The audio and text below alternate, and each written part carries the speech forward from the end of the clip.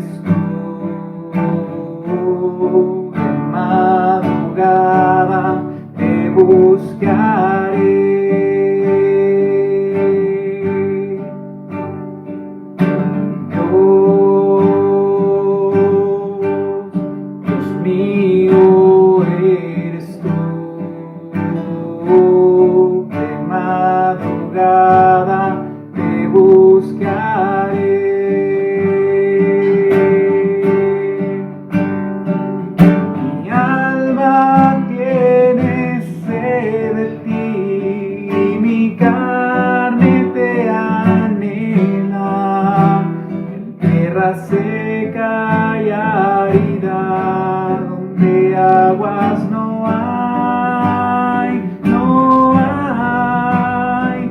Mi alma tiene sed de ti, mi carne te anhela, en tierra seca y árida, donde aguas no hay.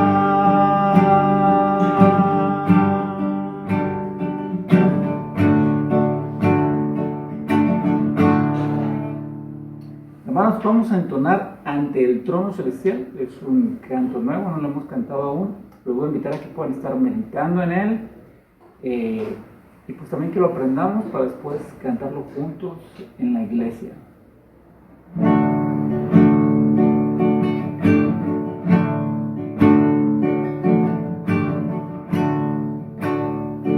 Ante el trono celestial, intercede hoy por mí, gran sacerdote es Jesús, y quien por siempre vivirá, y en sus manos por su amor mi nombre ya grabado está, y mientras en su trono esté, nadie de él me apartará, nadie de él me apartará.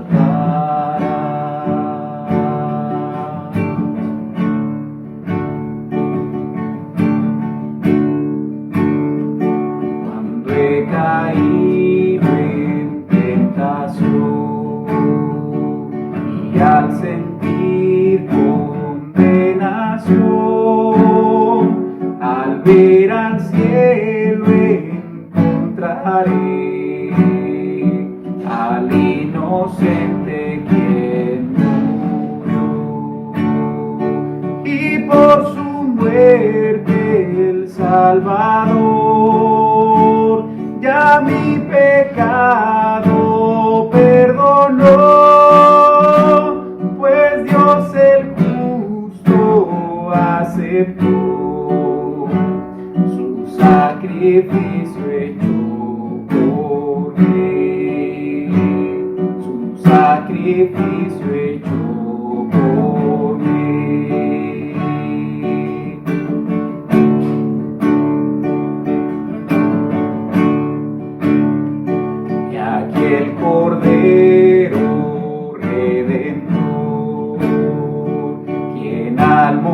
que resucitó, el inmutable, gran yo soy, el Rey de gloria y majestad. Unido a Él no moriré, pues con su sangre me compró,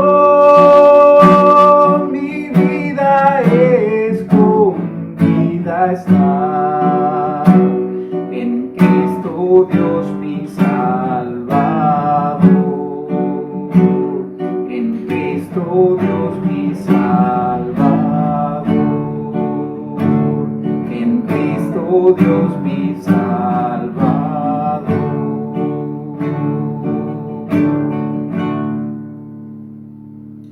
Hermanos, así pasamos al tiempo de la exposición de la palabra. Buenas tardes, hermanos, que el Señor les bendiga en esta bella tarde, nuevamente entrando a cada hogar de nuestros hermanos de nuestra iglesia, el Divino Redentor. Hermanos, pues vamos a hacer una oración pidiéndole a nuestro Dios que Él sea el que nos dirija en esta tarde. Bendito Dios, gracias te damos, Señor, por la oportunidad que nos das de estar nuevamente llevando la palabra a cada hogar, Señor. Dirígenos, Padre Santo, que tú seas, Padre, el que nos enseñe y nos muestre tu bondad y tu misericordia, Señor, a través de esta predicación. Y Padre, gracias, Señor, por esta nueva oportunidad. En el nombre de tu Hijo amado te damos las gracias. Amén. Bueno, hermanos, pues hoy tenemos un tema muy interesante que se llama el Cristo de toda crisis. ¿Quién de nosotros no ha estado en una crisis, hermanos? Pues todos hemos tenido crisis. Hemos estado en medio de tormentas y no vemos que ahí esté Dios porque humanamente no lo podemos ver, pero sabemos que ahí el Señor en una crisis, Él está. Y hoy estudiaremos el Cristo de toda crisis, hermanos, y todos tenemos problemas y los problemas llegan diariamente, pero de vez en cuando tenemos que enfrentar una crisis. Quiero decir una verdadera crisis y no sabemos en realidad, hermanos, a quién acudir, al menos que acudamos al Señor Jesucristo. Una crisis puede venir inesperadamente y puede venir tenazmente como salida de la nada. Hablo de una crisis aterradora. Alguien dijo, hermanos, se puede mantener su cordura cuando todos a su alrededor estén perdiendo la suya, y puede ser una señal de que usted no entiende la situación, o pudiera ser que usted no entienda de las cosas que voy a compartir hoy de la palabra de Dios. Y bueno, hermanos, vamos al libro de Hechos, capítulo 12, versículo del 1 al 10. Y vamos a leer en la Biblia este pasaje, hermanos.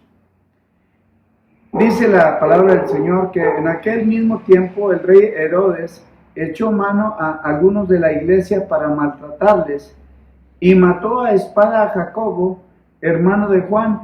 Y viendo que esto había agradado a los judíos, procedió a prender también a Pedro.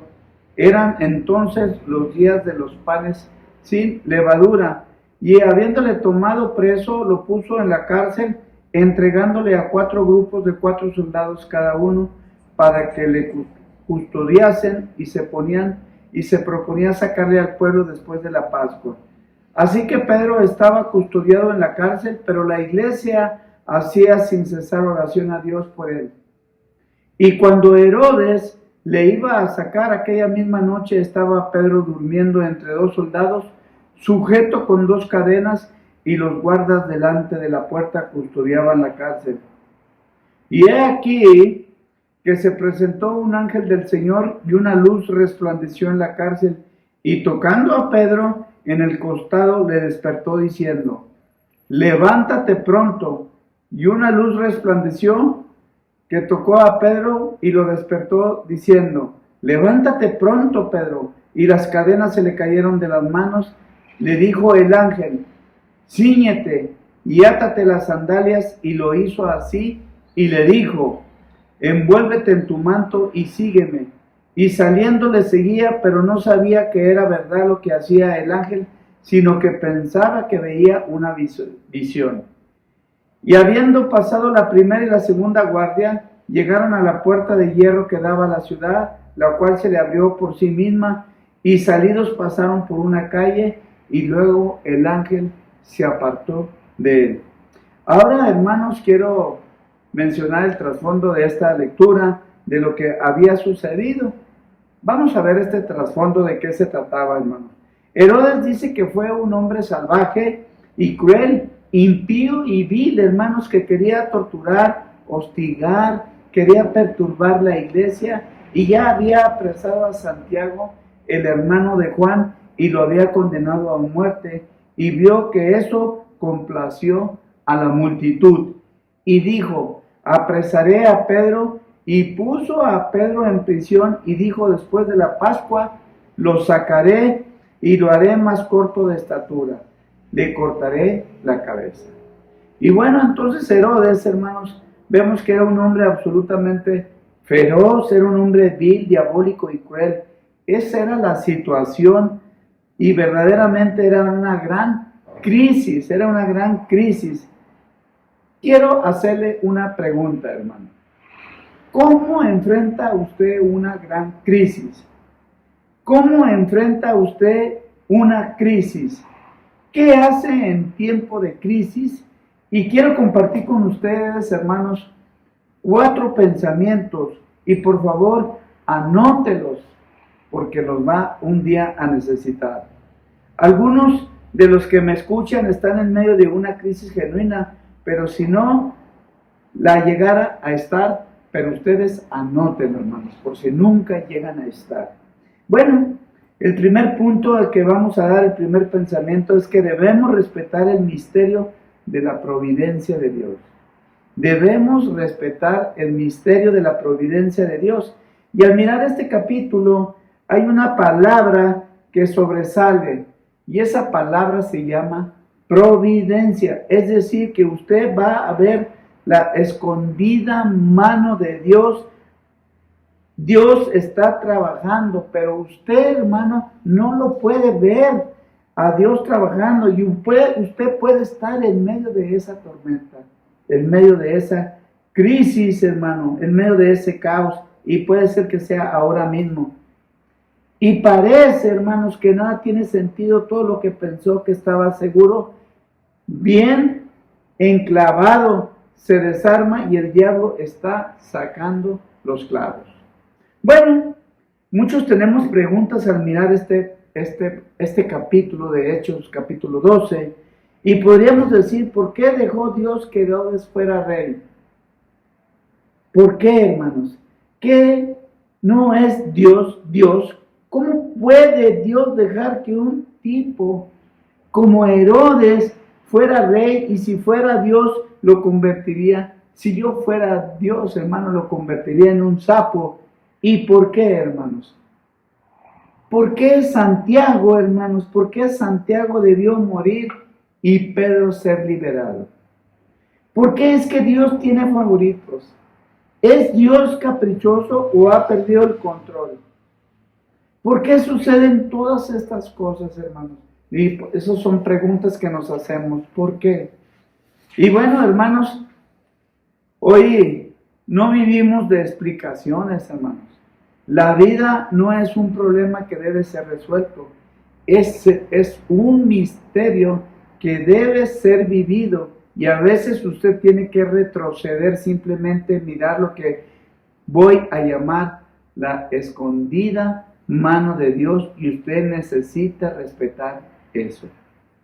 Algunas veces miramos lo que Dios hace y cómo pone sus colores en el cielo, y el Señor lo está haciendo bien, y de pronto Dios lo embarra todo y decimos: Señor, lo arruinaste.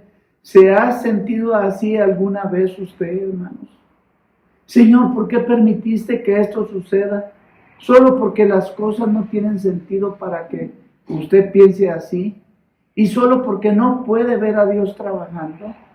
Eso no significa que Dios no esté trabajando. Y aquí está trabajando Herodes con su poder diabólico, Santiago asesinado y Pedro liberado. Tenemos todas estas cosas trabajando juntas y lo llamamos la soberanía de Dios y la llamamos la providencia de Dios. Vamos al libro de Romanos, capítulo 8, versículo 28, y miren lo que la palabra de Dios nos dice. Y sabemos que a los que aman a Dios, todas las cosas les ayudan a bien. Esto es, a los que conforme a sus propósitos son llamados. Bueno, hermanos, la mayoría tenemos la idea de que vamos por la vida y la vida es buena. Luego se pone mala y luego se pone buena otra vez. Y por lo general no es así la vida, no es cenicienta. Kilómetros de camino bueno y luego 10 kilómetros de camino malo y después otros 50 de camino bueno.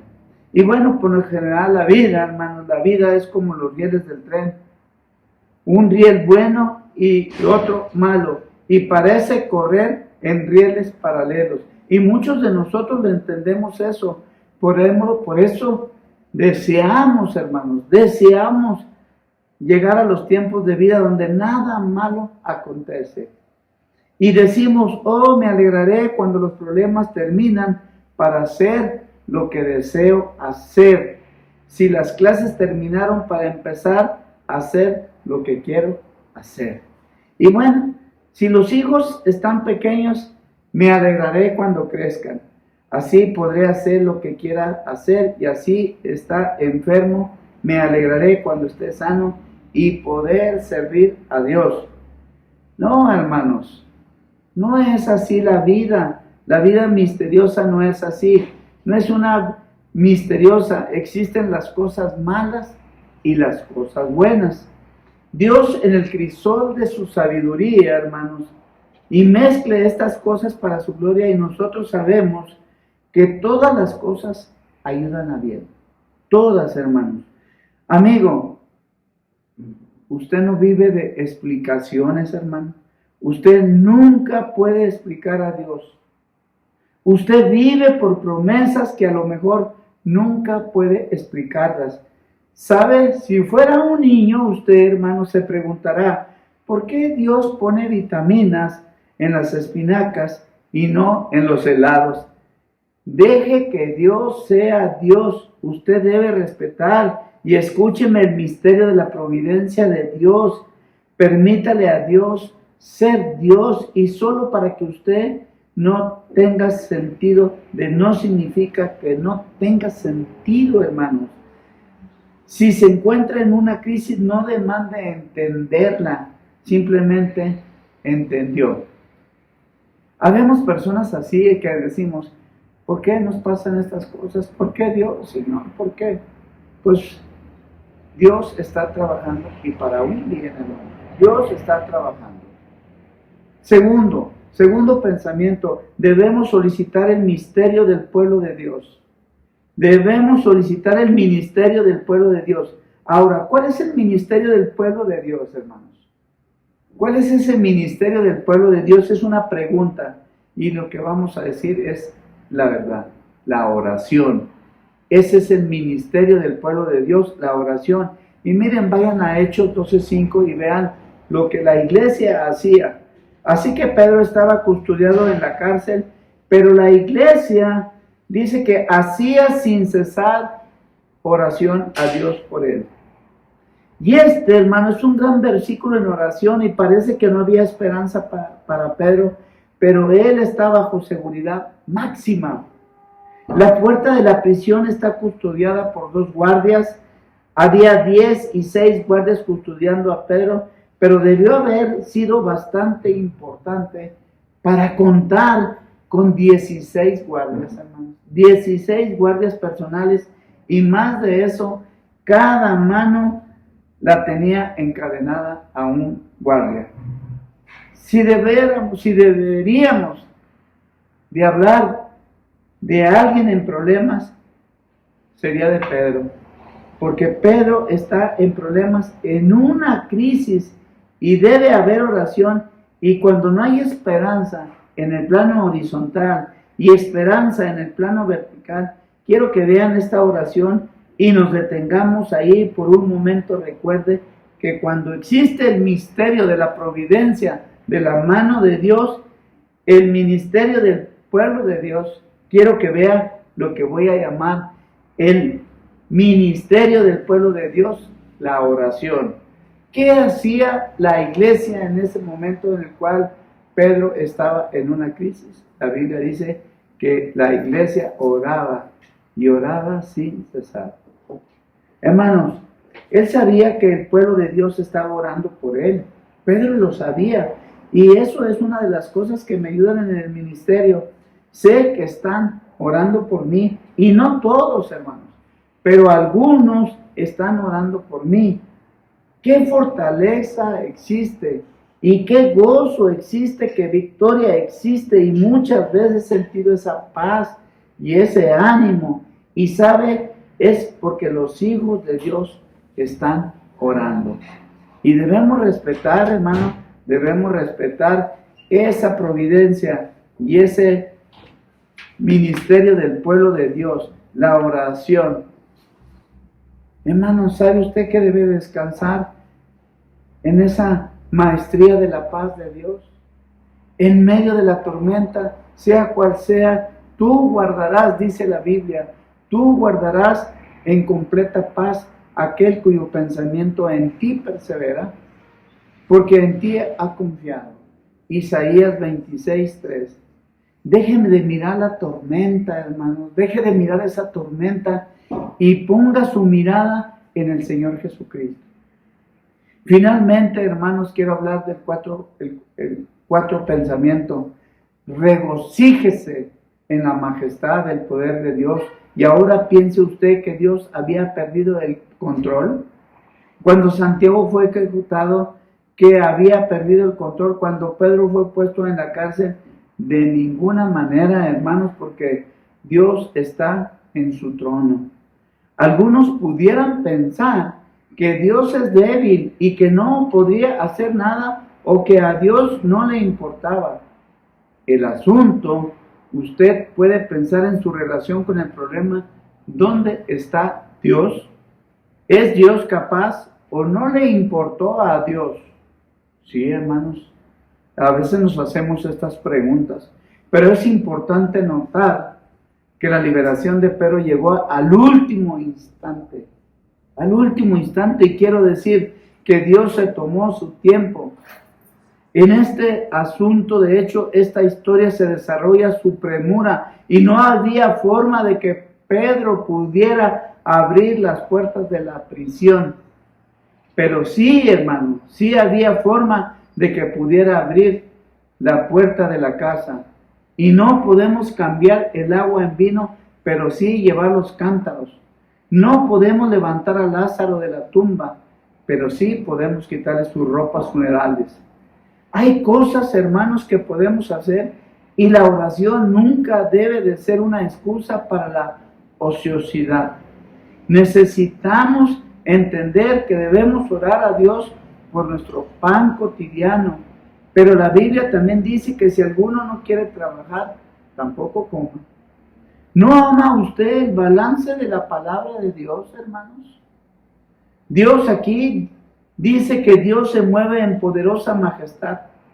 Dios aún está en su trono. Mas el rey Herodes fue herido de muerte debido a su arrogancia, su orgullo, y fue comido por los gusanos, y algo verdaderamente repugnante. Y usted puede ver la bendita mano de Dios escondida de todo esto, hermanos. Y escúcheme, quiero decirle esto, que si tiene una crisis y Dios no lo libera, recuerde que Él no liberó a Santiago, y no es porque Dios no pueda hacerlo.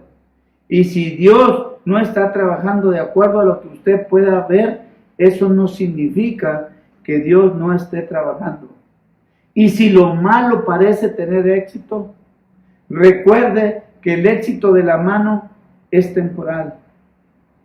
Un teólogo llamado Bruno Wilson dijo una vez: prefiero fallarte una vez por una causa que finalmente triunfará, que tener éxito temporalmente por una causa que finalmente fracasará. Si usted está en una crisis, hermano, y está en medio de una tormenta, y algunos de ustedes están en verdadera crisis, déjenme darle 4 cosas que quiero que les recuerden siempre, al momento de estar en esa crisis o en esa tormenta. Primero, no demande entender porque nunca lo entenderá. Segundo, recuerde el recurso de la oración. Y tercero, ponga sus ojos en Dios. Y cuarto, espere que el poder de Dios se mueva en su tiempo y a su manera. Mi amigo, Él lo hará. Él es el Cristo de toda crisis. Hermanos, Dios bendiga su palabra y recuerden, estamos viviendo tiempos tormentosos, estamos en una crisis. Pero ahí está la mano escondida de Dios. No la podemos ver, pero sabemos que ahí está. La providencia de Dios está con nosotros, hermanos. Recuerde esto. Dios los bendiga. Amén.